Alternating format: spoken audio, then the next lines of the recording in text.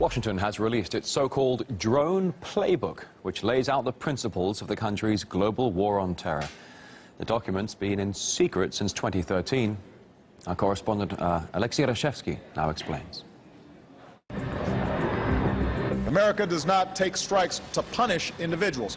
We act against terrorists who pose a continuing and imminent threat to the American people. Now the door on U.S. shadowy operations in the countries it has never declared war on is being cracked open. Now, the latest revelation is what can be described as a drone strike playbook, an 18-page document drawn up 3 years ago outlining policies on how the U.S. military and intelligence agencies must operate in terms of nominating the high-value targets and performing those drone strikes. The document has been released upon a request by the American Civil Liberties Union. It says that it requires near certainty that civilians will not be injured or killed. The capture is not feasible at the time of the operation, that foreign governmental authorities in the country where a strike is taking place cannot or will not effectively address the threat, and that no other reasonable alternatives to lethal action exist. That clearly sounds reasonable, right? Except maybe the part about near certainty when it comes to civilian deaths. This has been one of the biggest points of criticism of Obama's drone wars.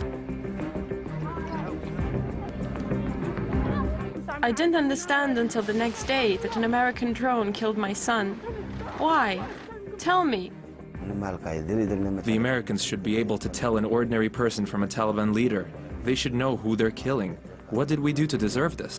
I have no idea why my grandmother was killed.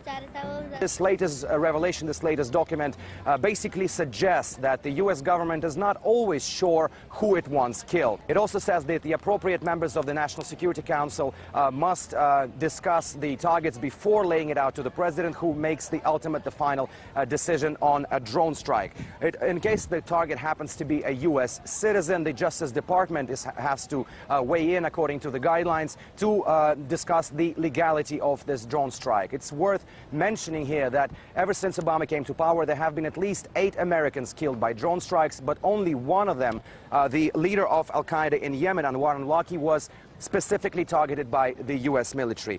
This latest release follows the publication last month of what the White House believes to be the death toll from drone strikes over Obama's 2 presidencies, saying that at least 64 and the maximum of 116 bystanders have been killed in 473 airstrikes. Those included the drone strikes and conventional missile strikes. And that figure has been laughed off by many human rights organizations and independent monitoring groups, who are saying that the civilian death toll from drone strikes and airstrikes performed by the U.S. military stands between 200 and 1,000 people. This time, most of them, including the ACLU, they lauded the publication of this latest paper of the guidelines. However, said it's a big question whether those guidelines have in fact been followed over the years, with a lot of evidence suggesting otherwise. Alexei Rashevsky, RT, reporting from Washington, D.C. And a boom bust is next here on RT International, looking at bribery and fraud allegations against airplane manufacturer Airbus.